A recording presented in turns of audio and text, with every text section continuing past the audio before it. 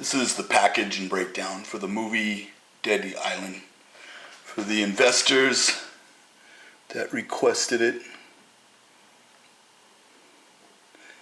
it's a table of contents, screenplay, front cover, the bio, executive summary, opportunity, incentives, film, the synopsis, letter of inquiry, background, comparable film properties, directions and marketing, key personnel, key factors, risk factors, and budget breakdown.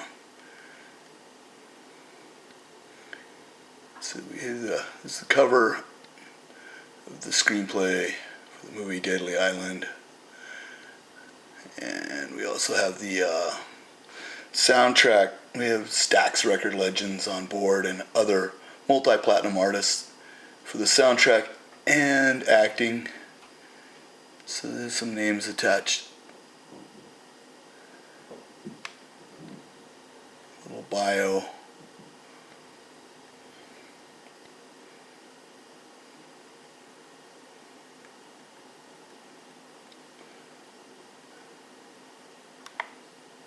I got the summary. So far, Paramount Pictures, Sony, 20th Century Fox, Zoetrope, Coppola request the screenplay. Pixar's kind of looking at it. So far, we do have the opportunities. Deadly Island is a movie based on a true story of political intrigue on a tropical island with murder mystery.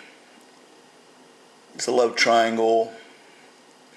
And then I have the front page newspapers of the murders, of course. And the incentives. Shooting on location in St. Thomas, there is no sales tax.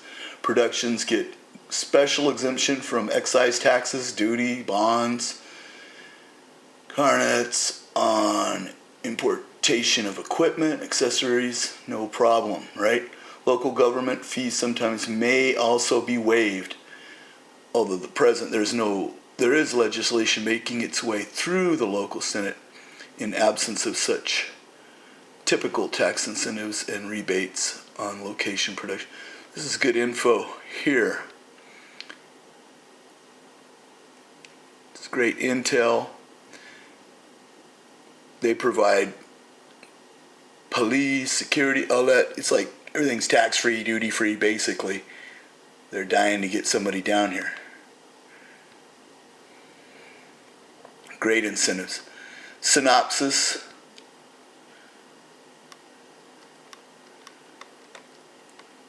It's basically Steve chauffeurs limousines in the Napa Valley, and things down in St. Thomas are out of hand. There's Hurricane Hugo had hit the Caribbean, so looting and murders and crimes run rampant.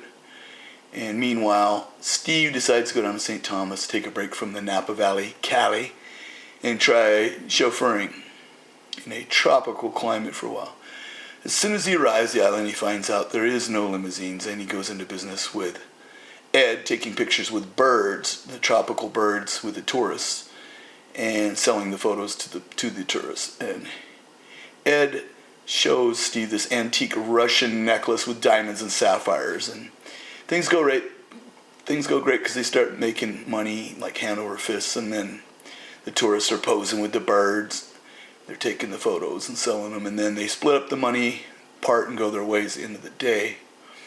And then a shot rings out, and as Steve goes back to the alley, Ed is shot dead, and the necklace is missing, and so is Ed's Rolex. It's an antique Russian necklace, and a shadowy figure escaped down the alley. So Steve takes the birds, and he hightails it back to the hotel because he didn't want to get blamed for this murder. Now Steve is in pursuit of the necklace and the mystery murder man from the alley as the police and the underworld characters begin to follow him in their own pursuit.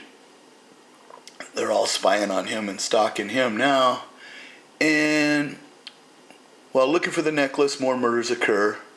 4 days later, my cabbie was shot, so Mazin. And then Steve searches out these murderers, tries to solve these murders, and he runs into Andrew, who is actually the one responsible for Ed's murder and the robbery.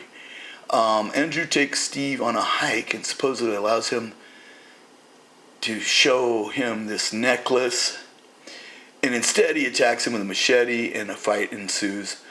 They left him for dead in the jungle, but he wasn't really dead. And then now the police, the undercover police and thugs all converge on Steve in an effort to kill him and cover up the corruption and political intrigue going on the island, St. Thomas. We had about, 28 murders a month sometimes. Now it's 28 murders every 6 months, so things are way better. This is 1991 and 92. So the shootings and murders mount, and Steve gets arrested and charged with Ed's murder.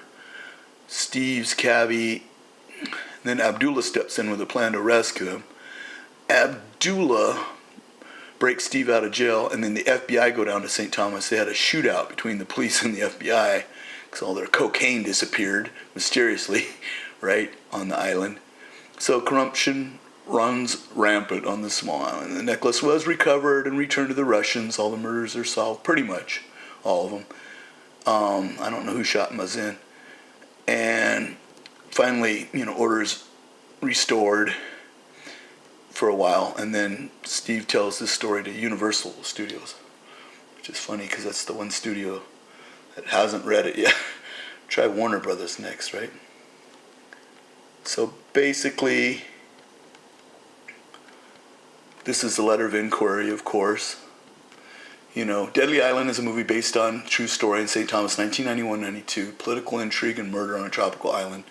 Deadly Island contains many aspects of corruption and includes a love triangle. Film should be consistent with the quality projects, and so on and so forth. The incentives are many, starting with the Film Commission.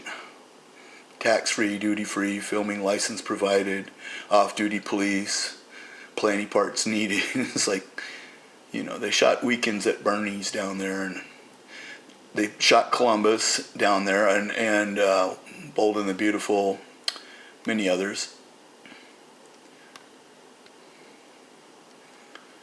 They had Violent City was filmed down there. Charles Bronson. So the newspapers continue. This was the shootout at the nightclub called The Birds. The Frenchie from the north side, James Dietrich, was shot and killed. Machine gun fire, they jumped into the club. So the background, I'm from Napa Valley. I'm Robert Louis Tyler I. And I wrote some screenplays. I got about 3 of them. So I got more in the bag ready if anybody didn't like this one. I've been in some commercials, major news shows, talk shows, interviews, radio interviews, newspapers, magazines, tabloids, blah, blah, blah, movies, PSA, soap operas, movie of the week, TV shows, and much more. I also produced my own television show for a while. I'm available on Google, LinkedIn, Pinterest, and such. So, anyway, Ronnie Hudson's on board. He's just on Straight Outta Compton and on the soundtrack, and about 28 other movies right now. About 2 or 3 movies a year. The new Tupac movie that just came out as well. Chef, A Million Ways to Die in the West. He's on in the credits. So, comparable movie properties. We got the domestic, the international box office, and the worldwide total. So, like Indiana Jones and the Kingdom of the Crystal Skull, that took in about, $786 million? So my budget's about $47 million right now. Distribution and marketing.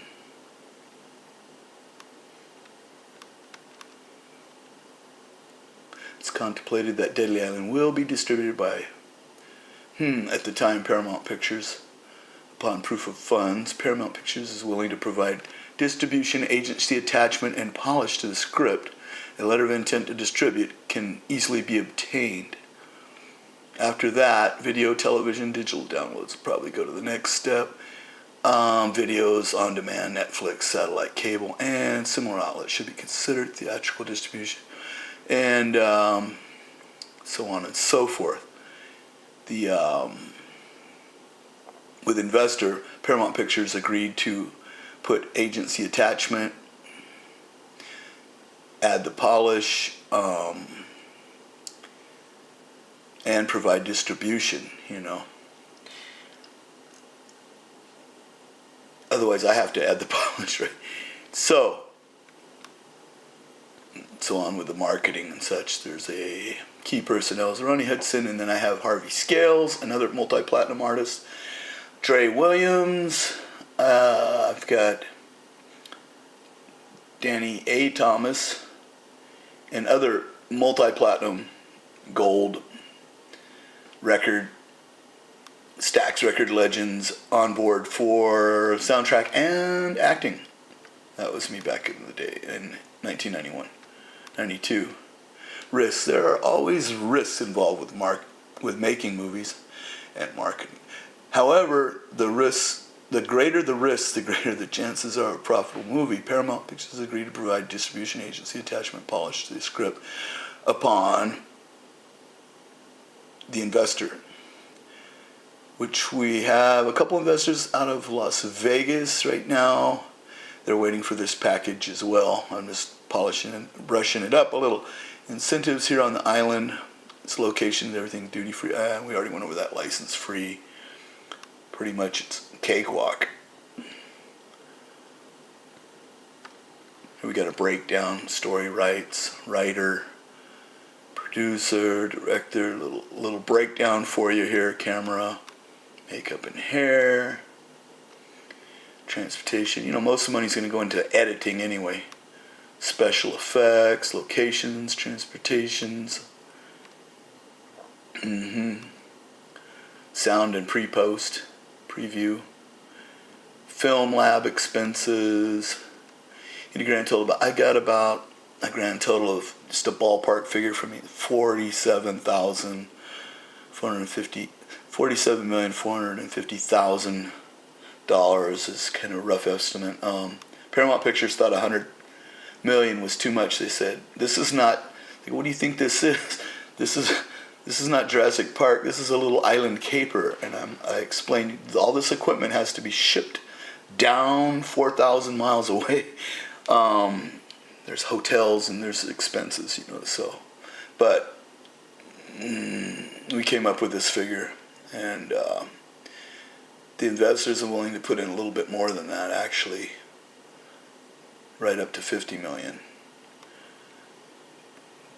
Basically, that's the package. That's the breakdown. I'm Robert Louis Tyler. Catch me at 707-280-6547 here in the Napa Valley, Cali. That's the phone number. Everybody knows the website, television.weebly.com. And pretty much we're out of here. Thank you.